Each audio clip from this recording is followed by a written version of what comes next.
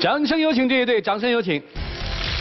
男嘉宾姚先生29岁，来自四川魔术师；女嘉宾小刘32岁，来自四川活动策划。来，有请两位，有请。欢迎啊，女大三抱金砖，结婚了吗？没有。恋爱多久了2年。怎么认识的？因为我之前是做表演的时候认识的，他是相当于是我的客户啊。他是一个公司负责做活动策划的，跟他合作了一次，然后我就加了他的微信。那个是我刚开始做表演，就很多活动都是他给我介绍的，所以说我挺感激他的。哦。但是他自从我们在一起交往之后，他就变了，性格很强势，对我管得很严。比如说嘞？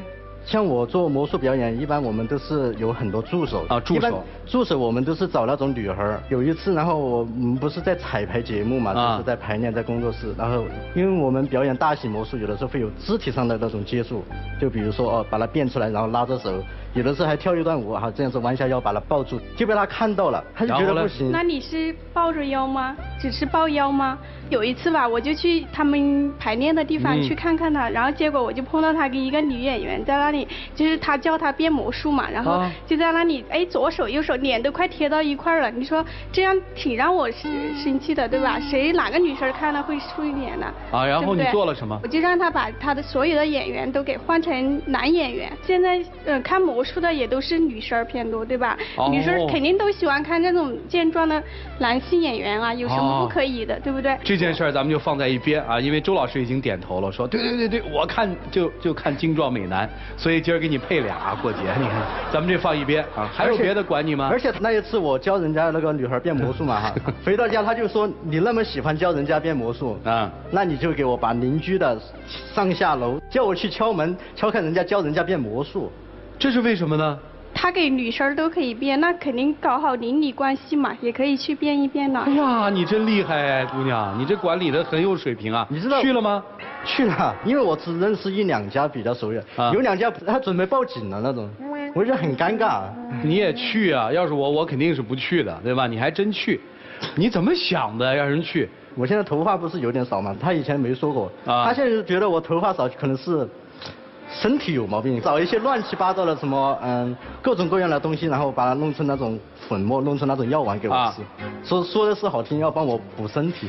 就有一次我表演的时候表演一段很浪漫的舞台魔术，然后所有的灯光都很棒，然后音乐也响起，然后我的动作都很优美，这样表演，突然我的鼻血就出来了，真的，我看到前排的观众都笑场了，我当时恨不得找个地洞就直接钻下去。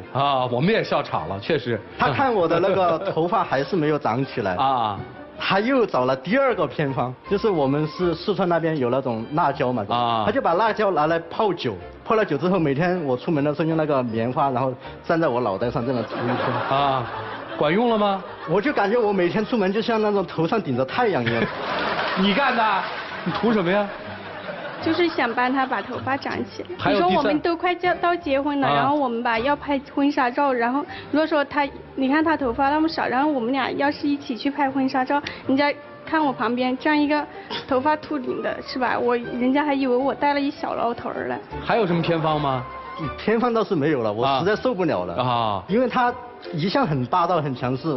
反正就是说，他说往东，我绝对不能往西因为他的工作关系，他经常出差嘛他每次出差就要求我去接他，就是我无论有什么事就必须要去接他好，就有一次我们就是很多同事嘛，就是也是做魔术表演我们一起探讨一下表演的方式我也喝了1点酒我就叫我2个同事去接他，回到家就反正已经很晚了，我一推开家门，反正他就坐在沙发上，他的脸就一直黑着，他就跟我说去哪儿了，我就说喝酒他就说你那么喜欢喝酒，我今天就让你喝个够。他就打电话给下面的超市，叫了1箱苹果醋上来，说要给我醒酒。苹果醋还要我把那1箱苹果醋全部喝完。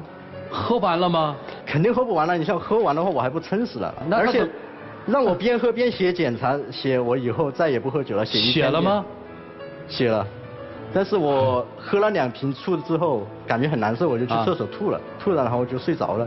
我当时吧，也就是想教训一下他，让他以后长记性，别老喝酒，因为他身体也不太好，对吧？对，你都给他吃补药了。对呀，也就是当时的一时之气吧。那他都喝吐了，睡在那儿了，你不难受吗？心里？还是会难受。会难受你还那么做？哎呀，我不知道你图什么啊！从此以后我看见那种苹果醋，包括我现在看都不能看啊，我看了我都想吐。对，这孩子喝伤了，你看啊，就真不容易。心里有阴影了。行吧，所以你要受不了了是吧？还有就是还有苦，你看，你说，最近嘛，他就是老是逼婚，但是那是这样了，那我现在都32岁了，对吧？我家里人也催我催得挺紧的，我就希望他能早一点把婚事定下来。可每次我一问他吧，他就找理由找借口，就说哎，我们过2年再定吧。你说过2年我都多大了？不是我找理由，因为我觉得我现在还想再奋斗2年，因为结婚是人生大事嘛。就这一次我就跟他对着干了，他特别生气啊。不知道他那天可能心情不好，我就跟他说我不想结婚啊，我就说气话啊，他当时就给了我1巴掌，而且他还说以后再也不给我介绍客户演出。我那只是吓唬你的，也并没有这么做，对不对？你们俩有经济上的这个纠葛、债权债务的事儿吗？他欠你钱吗？有吧。你有欠人钱啊？你欠他多少钱？你告诉我。之前欠了6万，但是我现在还了3万给他。为什么欠人6万块钱啊？因为那个时候我妈妈有那个肿瘤，那个做手术嘛，那个时候要10万块钱，我差6万，我就跟他借了。要他不给你介绍生意，你就没生意了吗？反正刚开始我做起步的时候是他给我80%都是他给我介绍的啊。反正就是我那个时候我就觉得我挺感激他的了吧。啊。最近吧，就是因为家里边逼婚逼的也挺着急的，然后我父母一直催着我们快点结婚，然后他吧就一拖再拖，所以我一气之下那天才做出那样的举动。你打了他？对。你平常你觉得你尊重他吗？尊重。你要娶人家吗？说实话。目前来说我还没做好这个打算。他现在不娶你，你跟他分手吗？不分。为啥不分呢？就是不想分。就是不想分，那你不能对他好点吗？我觉得我对他挺好的，对，我那么管着他都是为他好。都是为他好，怎么为他好呢？你给人头上抹辣椒水的，你这怎么叫为人家好呢？你给人吃补药上了台都流鼻血了，你就刚开始那段吧，他就对我挺好的，那个时候我还挺享受这种感觉的，因为他老是后来他就变本加厉，就那个时候就他每天问我有没有，因为我做演出有的时候经常吃饭不定时的，有的时候要赶场这种，他就提醒我吃饭啊，然后有的时候我晚上回到家给我煮一碗面条啊。我现在想起来还是觉得挺温馨的。对，他也有曾经的温柔，是吧？对。只是你没想到他为什么这么暴，对吗？说实话，2年以后娶她吗？我现在还做不了这个决定啊，那我们就明白了。行了，老师们，您看看怎么办吧。一起进入丘比特问卷。他今天如果就想和你分手，可不可以啊？不可以。那为什么不行呢？人有理由，有权利分手啊。因为我们之间还是有感情的。但是你认为的有感情是你认为的，其实从我们的旁边的判断来看，他已经说分手了。那你怎么看这件事呢？我那么管着他，一切都是为他好。你这里面的这个，谢谢老师。你这里面的认知啊是有问题的。32岁，用一个这样虐待的方式来对待男朋友，你有没有想过会把他逼走？你觉得这样是对他好，是你认为的，还是真的这样就对他好？真的就是对他好。对，这就是你的问题，你对很多问题分辨不清楚，包括他不听你话的时候，和你对抗的时候，你居然拿出我不给你介绍顾客了，这跟谈恋爱有什么关系吗？你有没有想过，你拿出客户的事情做要挟？其实这段感情，我觉得很大层面上是基于生存的关系，爱的关系占的并不是很高。如果占得很高的话，你也没有必要需要用这样一个极端的方式来歇斯底里的去抓住他、折磨他，来看看到底他爱我有多深。你也不敢那么肆无忌惮，因为恰恰是没有爱，你心里很清楚，在你身上你占劣势，你只是抓住这个客户和经济资源，包括借他的钱，让你这么的仗义。但是你这仗义能坚持多久呢？所以今天你这个看法很可怕。那反过来，男士谈了2年，2年之后说再等2年再说，这句话有意思吗？ 2年以后再说，那我听起来就是我再骗2年。这种犹豫不决，其实背后隐含着一个阴谋。同样啊，在你俩的关系里面，经济因素占多少呢？你是一个忍辱负重的人吗？如果你是的话，你今天就不会说我受不了了，我忍不了了。所以你不是。那为什么当初你能够忍呢？因为你不忍，你活不下去。它是你的经济来源。所以这段感情关系远远没有经济利益大得多。如果这样的话，别2年了，大大方方的说出来，你做好准备。这个年龄，如果还带着这样一个方式去谈恋爱，那你是嫁不出去的。我说话比较重，就意味着是来敲醒你。哪有这么谈男朋友？什么样男朋友被你谈走了？不要扯上经济关系，最后你自己都不知道什么是感情，什么是经济关系，这是你的问题。好了，好，谢谢于老师。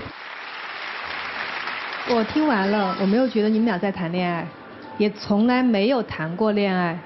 对于男孩来讲，你无非就找了一个可以帮你介绍生意的大树而已。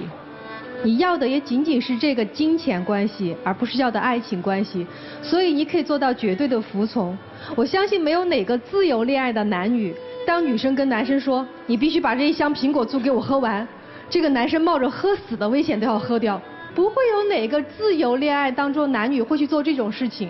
只有一种关系，员工需要吃饭的时候会绝对听老板的话，但是哪天这个员工的翅膀长硬了，他可以跳槽的。所以现在你已经准备跳槽了，无非你现在还不跳槽的原因，第一没找到下家，第二你还有3万块钱的账没还清呢。所以男生，我觉得如果今天到最后做选择的时候，你如果真的爱这个女生，想给她名分，想要有一个家的话，现在你们结婚和未来结婚没有任何区别，拖人会拖死别人的。同样对女孩来讲，苹果醋你能喝1箱吗？仅仅是因为他没来接你，你自己不会回家啊？难道他接了你就代表他爱你，就会跟你一辈子吗？爱情不是用约束和权力能得到的。所以女孩，你也没有谈恋爱。所以到今天为止，我建议你们2个各自想想清楚，你们到底要干什么。如果你真的想要一段爱情的话，离开他去寻找。在你们这儿相处了2年多，他没有给过你。同样对男生来讲也是一样的，如果你还爱这个女人，你觉得这个女人值得你珍惜的话，那你就好好的抓住她。好，谢谢周老师。男生今天不是来给我们表演魔术的吧？不是，魔术是让人看不懂，对不对？今天一定要坦诚。你说的种种女朋友的不好，人家在你们家最需要钱的时候借了6万，对不对？我相信她也不是很富裕。你真正了解这个女人的心吗？或者说你现在愿意去体会她的感受吗？当她听到你这么数落她种种的劣迹的时候，姑娘是哭了。姑娘的方法可能是不当，但是出发点一定是好。给你吃补药，为你身体好。给你头上去抹带辣椒的那个小偏方哈，那是让你长头发。而你呢？如果说你明明不认可这种方式，那你早在第一时间你就提出拒绝呀。所有都是当时你们感情好的时候，都是温馨的瞬间。现在呢，变成人家的过错。我们讲点良心好不好？即使我们要说现在的感情已经不在了，或者说我根本没有真正的爱上你，我们说清楚了行不行？姑娘对你是不错，方式呢，你原来觉得是享受，所以人家就这么去做。你们俩人的事情其实只要一个愿打一个愿挨，那就可以啊。我们可能都不能说女孩多么的不合适，但是如果说种种女孩对于你原先当做享受的事情，你现在提出来说是分手的借口的话，我只能鄙视你，你对不起女孩对你的一片爱，就这样。好，谢谢曲总。来，涂老师。你们俩是先有了感情，还是先有了债务？先有的感情。哦，这是异口同声的。其实我一直不明白一点，你哭什么？我觉得特别委屈。你委屈什么呢？因为我对他这么好。你对他哪儿好了呢？我给你举个很简单的例子，姑娘。如果普通的恋人之间或者是夫妻之间，有一些惩罚是正常的，但是这种惩罚不是你这样。你比如说，我们也看到街边上有那种老公做错了事儿，要写保证书，或者是背着老婆爬个2、3层的，对不对？但是多半爬到1层，老婆就不会让他背了，因为心疼他呀。所以说惩罚是虚，其实内心发表不满是实，但你不是啊，你是来真格的呀。我认为你哭不是因为你对他这么好，你之所以哭，是认为你在这个男人身上投入了时间，这是第一，你年纪已经大了；第二，你投入了金钱；第三，他曾经在你面前是那么的卑微，接受着你所赏赐的一切，今天翅膀硬了，居然敢对你这样，你是哭你自己。为什么从强者变成了一个低头认错的人？为什么从一个当年被追求的人，今天倒反而成为了求他不要分手的人？你是哭自己的悲哀，你不是哭你对他有多少感情。但是你也够可以的，在整个感情的表述过程当中，你不像这位女生，她有情绪的表达，不管她是哭你还是哭自己，她至少在这段情感当中，她是有触动的，你没有触动。我也不知道是你是变魔术的这个职业属性，所以在镜头面前有五官的表现感，还是你在这段情感过程当中，你压根儿没有感受到不被尊重，或者是也没有感受到悲哀，或者也没有感受到即将分手之后的一种悲凉，你没有任何感情的表达，所以更加断定了我内心的想法。原来我长胆的故事是可以再次被上演的，我还是比较同情你。啊，我同情你不是你付出了感情，我同情你是你自己没有认清自己。你以为你自己是猫，别人是老鼠，到头来其实你是老鼠，别人是猫。32岁年纪还不算大，今天呢让他打张欠条，该钱债的钱还，至于情感上双方都是自动自愿的。我觉得这个男人对于你来说没有太多的投入，从某种条件下来说他更精于算计，所以我认为像你这样的人，应该更多的反省一下自己在这段感情当中自己出现的偏差。至少你将来找的男人，应该是坦诚的面对于你的。如果哪天你还改不了这个习惯，你还是要去惩罚自己的男朋友，你的男朋友跟你说我不接受你这样的惩罚，爱我请尊重我，这样的男人值得你爱，其他的一切免谈。祝你幸福。所以我一直认为，所谓感情的债没法算，就是这样。好的时候，所有的一切都是叫美好；不好的时候，感觉变了的时候，这个美好就变成丑陋了。其实就是站的位置不一样了嘛。真爱过没有啊？真爱过没有啊？真爱过不就得了吗？好了，那就彼此祝福说，我现在不爱了，我就分手。我方法不对，我还想爱，就往前走。但是女生，你一定要记住，分寸。不要说因为我爱，我就失去了分寸。你也一样哦。来，黄金60秒。不管以前我怎么对你，我希望你还是能够跟我一起走下去。毕竟这2年我们走的也不容易。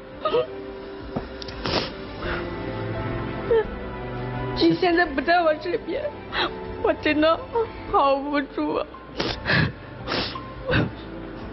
其实以前我们刚在一起那会儿，你不是都挺好的吗？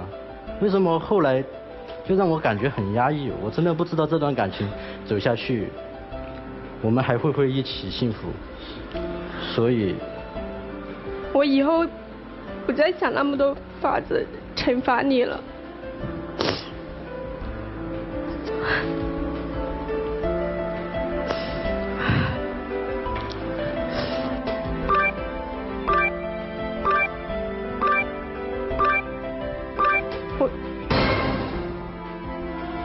别哭了，谢谢你们，请回。我们看了一段这个挺拧巴的爱情，来，请关门。但是这样的情感，其实在现实生活当中也有，因为这个里面的情感已经被其他的东西所替代了。欢迎大家登录优酷、土豆、腾讯视频、搜狐视频、乐视网、PPTV、距离爱奇艺收看节目的完整视频。这对年轻人能够用透亮的心去读对方吗？请开门。